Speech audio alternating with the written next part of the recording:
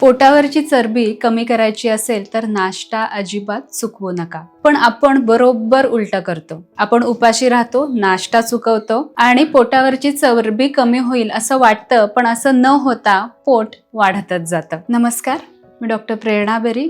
ऊर्जा वेलनेस या यूट्यूब चॅनलमध्ये तुमचं खूप खूप स्वागत आहे. आज आपण या व्हिडिओमध्ये पोटावरची चरबी कमी करण्यासाठी नाश्ता किती महत्त्वाचा असतो, नाश्ता नाही केला तर त्याचे काय दुष्परिणाम होतात, नाश्त्याची योग्य वेळ कोणती, नाश्त्याचे काही चांगले कॉम्बिनेशन्स आणि नाश्त्याचा थंब रूल, हे सगळं आपण आज बघणार आहोत. संध्याकाळच्या जेवणानंतर सकाळी उठेपर्यंत एक 10 ते 12 तासांचा हा गॅप गेलेला असतो. या वेळेमध्ये शरीर आपलं एनर्जी हे वापरत असतं. सकाळी उठल्यावर शरीर म्हणतं की मला एनर्जी हवी आहे.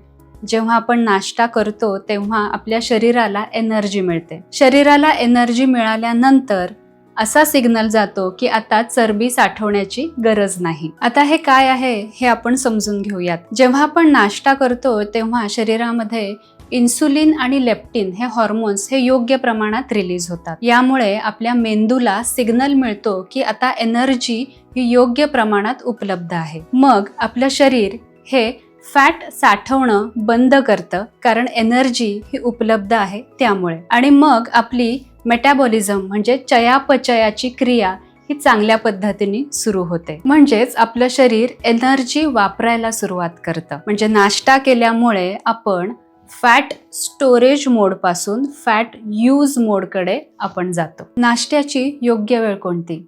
सकाळी 7 ते 9 ही नाश्त्याची अगदी योग्य वेळ आहे. आणि आयडियली सकाळी आपण जेव्हा उठतो त्यानंतर 2 तासाच्या आतमध्ये नाश्ता हा केला गेला पाहिजे. 10 नंतर जर का आपण नाश्ता केला तर इन्सुलिन स्पाइक होतो आणि फॅट स्टोरेज होण्याची शक्यता ही नक्कीच वाढते. आयुर्वेद सांगतो सकाळी अग्नी हा चांगला प्रज्वलित असतो आणि नाश्ता म्हणजे ही त्यामध्ये टाकलेली ही आहुती आहे. आणि ही आहुती जर का आपण योग्य वेळी दिली तर तो अग्नी हा चांगला प्रज्वलित राहणार आहे आणि त्याचं जे पचनाचं काम आहे ते अगदी योग्य व्यवस्थित चालू राहणार आहे. जर का आपण नाश्ता नाही केला तर अग्नी हा मंद होणार आहे, आम किंवा टॉक्झिन्स हे तयार होणार आहेत, कफदोष वाढणार आहे आणि अर्थात पोटावरची चरबी ही वाढणार आहे. नाश्ता का करावं याचं सायंटिफिक रिझन हे तुम्हाला माहिती पाहिजे. सकाळी इन्सुलिन सेन्सिटिव्हिटी ही जास्त असते. नाश्ता केल्यामुळे ब्लड शुगर लेवल ही स्टेबल होते, क्रेव्हिंग्स हे कमी होतात आणि मेटाबॉलिझम म्हणजे चयापचय प्रक्रिया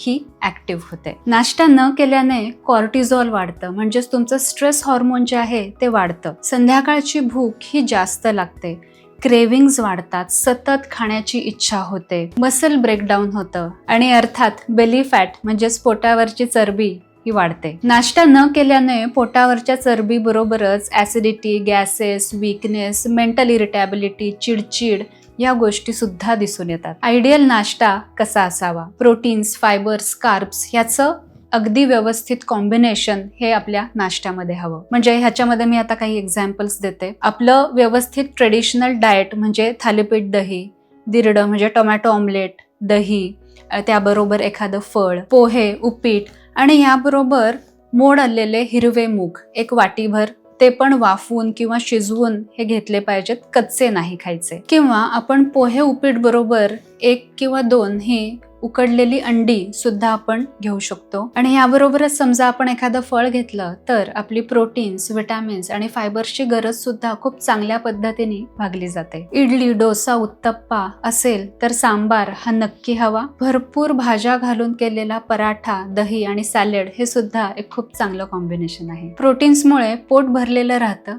ताकद मिळते आणि क्रेविंग्स हे खूप कमी होऊन जातात. फायबर्समुळे शुगर लेवल ही खूप चांगल्या पद्धतीने कंट्रोलमध्ये राहते, इन्सुलिन स्पाइक होत नाही. कार्ब्समुळे एनर्जी मिळते शरीराला आणि ब्रेनला एक चांगल्या पद्धतीचं फ्युअल मिळतं. आपण मागच्या व्हिडिओजमध्ये म्हणजे पार्ट 1 आणि पार्ट 2 मध्ये इन्सुलिन स्पाइक, इन्सुलिन रेझिस्टन्स आणि जेवणाची योग्य पद्धत याबद्दल बरीच खूप चांगली चर्चा केलेली आहे. ते समजा व्हिडिओज तुम्ही बघितले तर तुम्हाला अजून माहिती मिळेल आणि तुमची पोटावरची चरबी कमी करण्यासाठी सायंटिफिकली तुम्ही काय काय करू शकता आणि ही कशा पद्धतीने वाढते हे तुमच्या चांगल्या लक्षात येईल. हा व्हिडिओ तुम्हाला कसा वाटला हे आम्हाला कमेंटमध्ये नक्की सांगा आणि तुम्ही नाश्ता करता की नाही हेही आम्हाला कमेंटमध्ये सांगा. नाश्त्यामध्ये तुमच्या काय काय पदार्थ असतात किंवा आत्ता जे काही एक्सप्लेन केलेलं आहे यानुसार तुमचा नाश्ता कुठे चुकतोय का हेही आम्हाला सांगा. पोटावरच्या चरबीसाठी पार्ट 1 आणि पार्ट 2 हे 2 व्हिडिओज केलेले आहेत, तेही नक्की बघा. म्हणजे तुम्हाला हा विषय संपूर्णपणे समजेल आणि तुमच्या पोटावरच्या चरबीवर योग्य प्रकारे काम होईल.